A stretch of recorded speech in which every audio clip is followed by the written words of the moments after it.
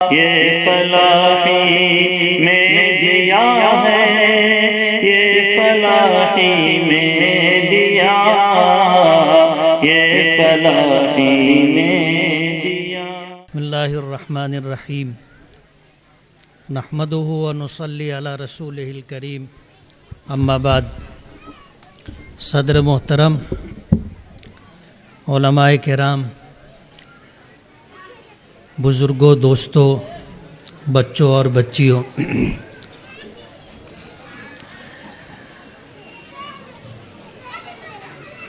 مدرسہ عائشہ صدیقہ کا یہ سالانہ جلسہ ہے، اور اللہ پاک کا بہت بڑا کرم اور احسان ہے کہ اللہ تعالیٰ نے حفظ قرآن پاک کی دولت سے 5 بچوں کو سرفراز فرمایا۔ آج اس موقع پر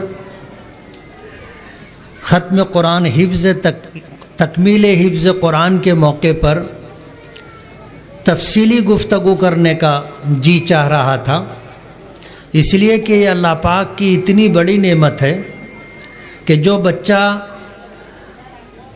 قرآن پاک حفظ کرے اور پھر قرآن پاک کے احکامات پر عمل کرتا رہے اور ساری زندگی حفظ قرآن پاک کو باقی رکھنے کے لیے کوشش کرتا رہے اور پھر اس کا انتقال ہو جائے، تو کل قیامت کے دن میدان محشر میں اللہ پاک حافظ قرآن کو جنت تو عطا کریں گے، لیکن اسی کے ساتھ یہ اعزاز بھی عطا کریں گے کہ وہ اپنے خاندان کے ایسے 10 لوگوں کو جو اپنی بدعمالیوں کی وجہ سے جہنم میں جانے کے مستحق ہوں گے، حافظ قرآن کی سفارش پر اللہ پاک اپنا فیصلہ تبدیل فرمائیں گے اور بجائے انہیں جہنم میں بھیجنے کے جنت کا داخلہ عطا فرمائیں گے۔ تو یہ کوئی معمولی نعمت نہیں ہے، اور انشاءاللہ مولانا قاسم صاحب ہیں یا دوسرے علماء کرام ہیں، اس عنوان پر تفصیل سے بات کریں گے۔ قرآن پاک حفظ کرنا اللہ پاک کی عطا و بخشش ہے، یہ کسی کا اپنا ذاتی کمال نہیں ہے۔ ایسے لوگ گزرے ہیں جن کو اللہ پاک نے زبردست قوت حافظہ عطا کیا تھا، جن کی یادداشت ضرب المثل تھی، لیکن وہ حافظ قرآن نہیں تھے۔ علامہ انور شاہ کشمیری رحمۃ اللہ علیہ کے متعلق ہم نے اپنے بڑوں سے سنا ہے کہ ایک مرتبہ اگر کسی بات کو انہوں نے سن لیا یا کسی کتاب کو انہوں نے پڑھ لیا تو اس کتاب کی عبارت اور سنی ہوئی بات زندگی بھر یاد رہتی تھی۔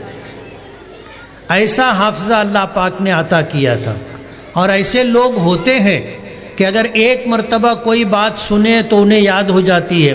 کچھ ایسے لوگ ہوتے ہیں کہ ان کو 2 مرتبہ سننے پر یاد ہو جاتا ہے، کچھ ایسے لوگ ہوتے ہیں کہ 3 مرتبہ سن لیں تو ان کو وہ بات یاد ہو جاتی ہے۔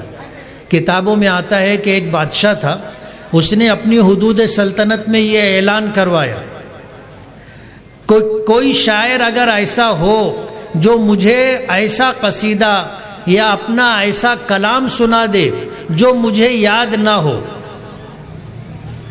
تو میں اسے انعام دوں گا، اور بڑے انعام کا اس نے اعلان کیا۔ اب شعراء حضرات آتے تھے اور آ کر کے اپنا کلام سناتے تھے۔ جب اپنا کلام سنا لیتے تھے تو بادشاہ کہتا تھا کہ یہ تو مجھے یاد ہے، اور شاعر کا پورا قصیدہ بادشاہ واپس سنا دیا کرتا تھا، اور پھر بادشاہ یہ کہتا تھا کہ یہ کلام تو میرے وزیر کو بھی یاد ہے۔ اب وزیر ایسا تھا کہ اس کو 2 مرتبہ سننے سے یاد ہو جاتا تھا، تو بادشاہ کے کہنے پر وزیر بھی کلام سنا دیتا تھا، تو پھر بادشاہ یہ کہتا تھا کہ یہ کلام تو میری باندی کو بھی یاد ہے۔ اب وہ باندی ایسی تھی کہ جو بات 3 مرتبہ سن لیتی تھی اس کو یاد ہو جاتی تھی، تو وہ باندی بھی بادشاہ کا کلام سنا دیتی تھی۔ اب وہ شاعر انعام سے محروم رہ جاتا تھا۔ اصل بات یہ تھی کہ وہ کلام تو شاعر کا اپنا کلام ہوتا تھا اور اس کی اپنی تخلیق ہوتی تھی، لیکن بادشاہ کی یادداشت اتنی، قوت حافظہ اتنا زبردست تھا کہ ایک مرتبہ سنتا تھا تو اس کو یاد ہو جاتا تھا، وزیر 2 مرتبہ سن کے سناتا تھا، باندی 3 مرتبہ سن کے سناتی تھی، لیکن کہتے ہیں نا کہ کچھ شعر کے سوا شعر بھی ہوتے۔ ایک شاعر آیا، اس نے قصیدہ سنانا شروع کیا اور بیچ میں رک گیا اور بادشاہ سے پوچھا کہ یہ قصیدہ آپ کو یاد ہے؟ تو بادشاہ نے کہا کہ ہاں یاد ہے۔ تو اس شاعر نے کہا کہ آدھا میں نے سنا دیا ہے، اب آگے کا آدھا آپ سنا دو۔ اب ظاہر بات ہے کہ آدھا ہی سنا تھا تو وہ آدھا ہی سنا سکتا تھا، آگے کا سنا ہی نہیں تو سنائے گا کیسے؟ بتانا ایسا ہے کہ امت میں ایسے افراد ہیں کہ جو 1 مرتبہ 2 مرتبہ 3 مرتبہ سن لے تو انہیں یاد ہو جاتا ہے، لیکن حافظ قرآن نہیں تھے۔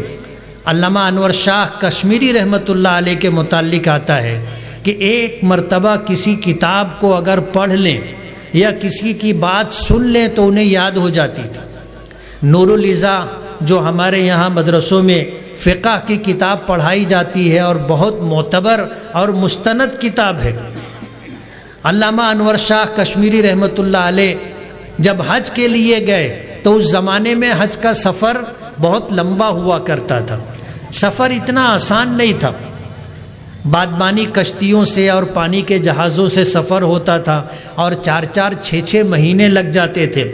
علامہ انور شاہ کشمیری رحمۃ اللہ علیہ نے جب سفر حج کیا تو مصر جانا ہوا، اور جب مصر گئے تو مصر کے کتب خانے میں جب انہوں نے جا کر کے ملاقات کی اور کتب خانے کا جائزہ لیا تو یہ فقہ کی کتاب ان کی نظر سے گزری۔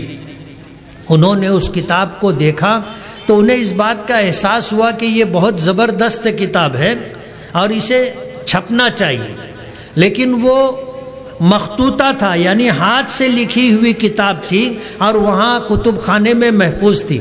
علامہ انور شاہ کشمیری رحمۃ اللہ علیہ نے اس کتاب کو وہیں بیٹھ کر کے پورا از اول تا آخر پڑھا، اور پوری کتاب پڑھ لینے کے بعد اس کتاب کو جہاں سے اٹھایا تھا وہیں پر رکھ دیا، اور پھر اپنا سفر جاری رکھا اور پھر حج کیا۔ حج کرنے کے بعد واپس ہندوستان آئے، اور آنے کے بعد اس کتاب کو انہوں نے لکھوایا اور پھر اس کتاب کو چھپوایا، اور چھپوانے کے بعد اس کتاب کے کچھ نسخے مصر کے اس کتب خانے کو بھیجے جس کتب خانے میں اس کتاب کو پڑھا تھا۔ اس کتاب میں 2 غلطی تھی، اس کی اصلاح بھی حضرت نے کر دی، اور کتاب جب وہاں پہنچی تو کتب خانے کے لوگ ایسا سمجھے کہ جو بندہ آیا تھا وہ کتاب چرا کر کے لے گیا، اور اس نے کتاب چھپوائی اور بھیجا، لیکن جب انہوں نے جا کر کے اپنے کتب خانے کا جائزہ لیا تو ان کی کتاب وہاں موجود تھی۔ ایسا حافظہ اللہ پاک نے عطا کیا تھا۔ لیکن علامہ انور شاہ کشمیری رحمۃ اللہ علیہ کے متعلق بڑوں سے ہم نے سنا ہے کہ حافظ قرآن نہیں تھے، حالانکہ 1 مرتبہ قرآن پاک پڑھ لیے تو یاد ہو گیا ہوگا، اور ہمارا تو یہ گمان ہے کہ ہمارے بزرگوں کا روزانہ تلاوت کا معمول ہے، 1 مرتبہ نہیں، نہ جانے کتنی مرتبہ قرآن پاک پڑھا ہوگا، لیکن حافظ قرآن نہیں تھے۔ ذالک فضل اللہ یؤتیہ من یشاء، اللہ اپنا یہ فضل جسے چاہتا ہے اسے عطا کرتا ہے۔ آج ہمارے یہ بچے جو 5 بچے حافظ ہوئے ہیں، آج ہم لوگوں کا آخرت پر یقین اور ایمان کمزور ہے، اور اللہ اس کے رسول کی بات پر ہمارا بھروسہ کم ہے۔ یہی وجہ ہے کہ اتنی بڑی بشارت کہ اگر کوئی بچہ حافظ ہو جائے تو حافظ بن جانے کے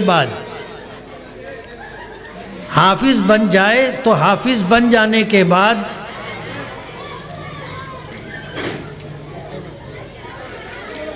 بیٹھ جاؤ بیٹا، بیٹھ جاؤ، خاموش ہو جاؤ بیٹا، بیٹھیا خاموشی سے بیٹھیا، بالکل۔ تو بچے جو حافظ ہوئے ہیں، اللہ نے اور اللہ کے رسول نے جو بشارتیں حافظ قرآن کے لیے عطا کی ہیں، اگر اس پر ہمارا یقین کامل ہوتا تو ہم خود بھی حافظ ہوتے۔ اور اگر ہم حافظ نہیں بن سکے تو اپنے بچوں کو بچیوں کو حافظ بناتے، اپنے گھر میں اور جو بچے ہیں ان کے لیے ہم کوشش کرتے، اگر اللہ نے اولاد نہیں دی ہے تو دوسروں کے بچوں کو حافظ قرآن بنانے کی کوشش کرتے۔ ظاہر بات ہے کہ جب حافظ قرآن حفظ قرآن کی وجہ سے جنت میں جائے گا تو وہ ان لوگوں کو کیسے بھولے گا کہ جن کی وجہ سے وہ حافظ بنا۔ تو کل قیامت کے دن ایسے 10 لوگوں کو اپنے ساتھ لے کر کے جنت میں جائے گا۔ آج یہ بچے قابل مبارکباد ہیں اور ان کے ماں باپ بھی مبارکباد کے مستحق ہیں کہ انہوں نے جنت کا ٹکٹ حاصل کر لیا، اور یہ معمولی بات نہیں ہے۔ ہمارے اور آپ کے دنیا میں آنے کا مقصد ہی یہی ہے کہ ہم یہاں آ کر کے ایمان لائیں اور اللہ اس کے رسول کے احکامات پر عمل کریں، اور اس حال میں دنیا سے جائیں کہ ایمان اور اسلام ساتھ میں ہو اور اللہ ہم سے راضی ہو، تاکہ ہم جنت میں جا سکیں۔ ہمارے دنیا میں آنے کا مقصد ہی یہی ہے، اور حافظ قرآن اس مقصد کی تکمیل کرتا ہے۔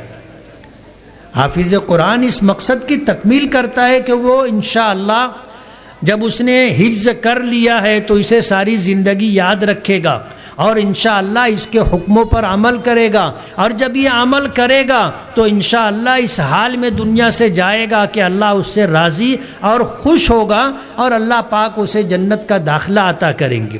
یہ معمولی نعمت نہیں ہے، اور کسی بھی ادارے کے لیے، کسی بھی مدرسے کے لیے یہ اعزاز کم نہیں ہے کہ انہوں نے آج 5 بچوں کے حفظ قرآن کا سرمایہ قوم ملت کے سپرد کیا ہے۔ آج یہ بچے حافظ ہوئے، یہ اس ادارے کی کامیابی کی ضمانت ہے۔ جن لوگوں نے اس ادارے کا تعاون کیا ہے، اور جو لوگ باقاعدہ ہر مہینہ یا ہر ہفتہ تعاون کرتے ہیں، اور آج اس وقت سالانہ پروگرام کے موقع پر جن لوگوں نے بچوں کی حوصلہ افزائی کے لیے اتنے سارے انعامات کا انتظام کیا ہے، وہ مبارکباد کے مستحق ہیں۔ میں اس بات کی ضمانت دیتا ہوں کہ ان کا یہ پیسہ جو بچوں کی حوصلہ افزائی پر خرچ ہو رہا ہے، اور ان کا دیا ہوا وہ تعاون جو سال بھر مدرسہ چلانے کے لیے کام آتا ہے، رائے گاں اور بیکار نہیں جائے گا۔ انشاءاللہ ان کا یہ سرمایہ ان کی نجات کا باعث بنے گا۔ جو یہ 5 بچے حافظ ہوئے ہیں، یہ جنت میں جائیں گے، اپنے ساتھ 50 لوگوں کو جنت میں لے کر کے جائیں گے۔ اور کسی ایک آدمی کا جنت میں چلے جانا کوئی معمولی بات نہیں ہے، بہت بڑی بات ہے۔ حدیث پاک میں آتا ہے کہ جب اللہ پاک نے جنت بنائی تو حضرت جبرائیل کو بھیجا کہ جاؤ میری جنت دیکھو۔ حضرت جبرائیل گئے اور جا کر کے جب جنت دیکھی تو بہت خوش ہوئے۔ واپس آئے تو اللہ پاک نے پوچھا کہ جبرائیل تم نے میری جنت دیکھی؟ تو کہنے لگے کہ ہاں۔ کیسی ہے؟ تو انہوں نے جنت کو جیسا سمجھا دیکھا تھا ویسا بتایا۔ پھر اللہ پاک نے پوچھا کہ میری جو مخلوق ہے اس جگہ جانا پسند کرے گی؟ تو حضرت جبرائیل نے کہا کہ اللہ جنت تو تیری رحمت ہے، اور جنت ایسی جگہ ہے کہ کوئی بھی جانے سے پیچھے نہیں رہے گا، ہر آدمی جنت میں جانا چاہے گا۔ اللہ پاک نے پھر جبرائیل سے کہا کہ جاؤ دوبارہ جنت کو دیکھو، اور جنت کو مکارہ سے گھیر دیا۔ مکارہ مکروہ چیزیں، مکروہ ان چیزوں کو کہتے ہیں جس کا کرنا طبیعت پر گراں گزرے، آدمی یا اس کا نفس کراہت محسوس کرے۔ مکارہ سے گھیر دیا یعنی طبیعت پر جو چیزیں بوجھ لگتی ہیں، جیسے فجر کی نماز ہے۔ جتنے لوگ بیٹھے ہیں میں کسی کی طرف اشارہ تو نہیں کروں گا، لیکن ہر آدمی اپنے بارے میں خود فیصلہ کر سکتا ہے کہ فجر کی نماز کے لیے اٹھنا اس کے لیے کیسا ہے۔ بہت سارے لوگ پڑھتے ہوں گے، ایسے لوگ بھی ہوں گے جو فجر کی نماز اس لیے نہیں پڑھتے ہوں گے کہ نیند گہری ہوتی ہے اور اٹھ کر جانا طبیعت پر گراں گزرتا ہے۔ علامہ اقبال کو کہنا پڑا تھا کہ کس قدر تم پہ گراں صبح کی بیداری ہے، ہم سے کب پیار ہے، ہاں نیند تمہیں پیاری ہے۔ نیند ہماری چاہت ہے، لیکن نیند چھوڑ کر کے، نرم و گرم بستر کو چھوڑ کر کے اٹھنا اور اس وقت نماز کے لیے جانا جب اللہ پاک صبح صادق کے بعد اپنے منادی کو مقرر کرتے ہیں کہ لوگوں کو نماز کے لیے بلاؤ، وہ اذان دیتا ہے اور کہتا ہے کہ حی علی الصلاح، آؤ نماز کے لیے، حی علی الفلاح، آؤ کامیابی کی طرف. اور پھر وہ کہتا ہے کہ الصلاۃ خیر من النوم، کہ نماز نیند سے بہتر ہے. لیکن ہماری چاہت، ہمارے نفس کو اور دل کو سونا پسند ہوتا ہے نماز کے مقابلے میں، تو ہم سوتے رہتے ہیں. تو ایسے مکارہ سے جنت کو گھیر دیا تھا کہ جی نہیں چاہتا لیکن کرنا پڑے گا. اور جبرائیل دیکھے واپس آئے تو پھر اللہ پاک نے پوچھا کہ اب کیا کہنا چاہتے ہو؟ کہنے لگے اب جنت میں جانا مشکل ہے. اب جنت میں جانا مشکل ہے کہ لوگ چاہت پر عمل کریں گے، ایسی چیزیں جو نفس پر گراں گزرے، جس کے کرنے کے لیے کچھ قربان کرنا پڑے، آدمی اس کے لیے تیار نہیں ہوگا. اللہ پاک نے کہا کہ جاؤ جہنم دیکھو، میرا عذاب ہے. جبرائیل گئے، جہنم دیکھے آئے تو اللہ پاک نے پوچھا کہ لوگ جائیں گے؟ کہا کہ کوئی بھی نہیں جائے گا، وہ تو انتہائی خطرناک جگہ ہے، کوئی جانا پسند نہیں کرے گا. اللہ پاک نے پھر جہنم کو خواہشات سے گھیر دیا، من چاہی زندگی سے گھیر دیا. اور پھر جبرائیل سے کہا کہ جاؤ جہنم دیکھو. جبرائیل گئے اور جا کر انہوں نے جہنم دیکھی، واپس آئے تو پھر اللہ پاک نے پوچھا کہ جبرائیل اب کیا کہتے ہو؟ تو کہنے لگے اب سب ادھر ہی جائیں گے. تو دنیا میں ہم لوگ اپنی چاہتوں پر، اپنی خواہشات پر عمل کرتے، اور یہ ہمارے لیے نقصان دہ ہے.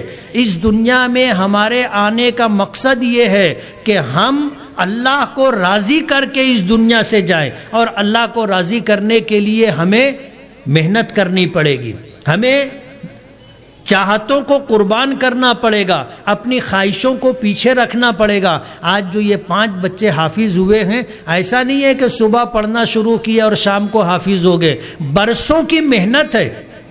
رات دن محنت کرنے کے بعد یہ بچے حافظ قرآن بنے، اور یہ نعمت کوئی آسانی سے نہیں ملی ہے. اس لیے ان بچوں سے میں کہنا چاہوں گا کہ آج جب اللہ پاک نے یہ نعمت عطا کی ہے تو اس کو باقی رکھنے کی کوشش کرنا، اور اس کے لیے ضروری ہے کہ آپ دور کرو، اچھا مضبوط دور کرو تاکہ قرآن پاک یاد رہے، اور ساری زندگی 3 پارہ روزانہ دیکھ کر پڑھنے کا معمول بناؤ. نیکی کی نیکی ہے، اور پھر یہ قرآن پاک آپ کو یاد بھی رہے گا، اور پھر اللہ اس کے رسول کا وعدہ تمہارے حق میں پورا ہوگا کہ کل قیامت کے دن اللہ پاک جنت عطا کریں گے، اور یہ کہیں گے کہ میں نے تمہیں حفظ قرآن پاک کی دولت دی ہی اس لیے تھی کہ تم جنت میں جاؤ. اور پھر حافظ قرآن اپنے ماں باپ کو، اپنے خاندان کے 10 لوگوں کو لے کر کے جنت میں جائے گا. تو یہ کوئی معمولی نعمت نہیں ہے، بہت بڑی نعمت ہے، اور یہ اللہ کا فضل عظیم ہے ان حفاظ کرام پر بھی. اور ان کے ماں باپ بھی خوش نصیب ہیں کہ اللہ نے ان کے دل میں یہ بات ڈالی. آج اپنے بچوں کو انہوں نے حافظ قرآن کی شکل میں دیکھا. کسی زمانے میں انہوں نے ان کو حوصلہ ہمت دے کر کے مدرسے میں داخل کرایا ہوگا، انہوں نے نورانی قاعدہ اور اس کے بعد جو ہے ناظر قرآن پاک پڑھا ہوگا. پھر اللہ نے حفظ قرآن پاک کی راہ آسان کر دی. ان کا شوق تھا، ماں باپ کا تقاضا ہوگا، اساتذہ کی محنت ہوگی، اور اس ادارے کے تعاون کرنے والے افراد کا تعاون ہے کہ آج الحمدللہ ہم یہ دن دیکھ رہے ہیں کہ 5 بچوں نے حفظ قرآن پاک کی تکمیل کی ہے. اللہ پاک اس نعمت کو قبول فرمائے، اور ہماری کوششوں کو قبول فرما کر کے دنیا اور آخرت میں اس کی بہترین جزا عطا فرمائے، اور اس ادارے کو اللہ پاک دن دونی رات چوگنی ترقی عطا فرمائے. میں ایک دوسرے پروگرام میں جانا ہے، یہ پروگرام ٹکرا گیا، اس لیے اپنے ساتھیوں کے تقاضے پر میں تھوڑی دیر کے لیے آ گیا تھا. مجھے فوراً واپس جانا ہے. میں نہیں چاہتا تھا کہ میں بیچ میں بات کروں، اس لیے کہ یہ بچے جو آج اس وقت مائک پر آ کر کے جو کچھ اپنی تیاری کی ہے انہوں نے وہ اپنے پیش کرتے ہیں، اور پھر آپ لوگوں کی طرف سے حوصلہ افزائی ہوتی ہے، ان کو انعامات دیے جاتے ہیں، اور ان بچوں کو جب انعام ملتا ہے یہ زندگی بھر یاد رکھیں گے. اور اس انعام اور حوصلہ افزائی کی وجہ سے ان کے ماں باپ بھی بہت خوش ہوتے کیسے ہیں؟ کہتے ہیں کہ اگر کسی کے ماں باپ کی خوشنودی حاصل کرنا ہو تو ان کے بچوں کے ساتھ شفقت اور مہربانی کا معاملہ کرو، ماں باپ خود بخود خوش ہو جاتے ہیں۔ آپ دیکھو کسی جانور کے بچے کو آپ سہلانے لگ جاؤ، اس کا خیال رکھو، اور اس کی ماں کو اگر دکھ گیا یہ، تو وہ آپ کی طرف پیار اور محبت سے دیکھے گی۔ یہی حال انسانوں کا بھی ہے۔ ان بچوں کو جب نوازا جائے گا، انعامات دیے جائیں گے، اور یہ جب خوش ہو کر کے گھر جائیں گے تو ان کے ماں باپ کو بھی دلی خوشی ہوگی، اور یہ ان بچوں کے لیے ایک یادگار پروگرام ہے۔ جب جب یہ سامان دیکھیں گے ان کو یاد آئے گا کہ میں نے پروگرام میں حصہ لیا تھا اور مجھے مدرسے کی طرف سے یہ انعام ملا ہے۔ تو یہ بچوں کا موقع تھا، میں نہیں چاہتا تھا کہ بیچ میں بات کروں، لیکن تقاضا تھا، اس لیے میں نے کچھ باتیں عرض کر دی ہیں۔ اللہ تعالیٰ اس ادارے کی خدمات کو قبول فرمائے، اور تعاون کرنے والوں کے تعاون کو قبول فرما کر دونوں جہاں میں اس کا بہترین صلہ عطا فرمائے۔ وآخر دعوانا ان الحمد للہ رب العالمین۔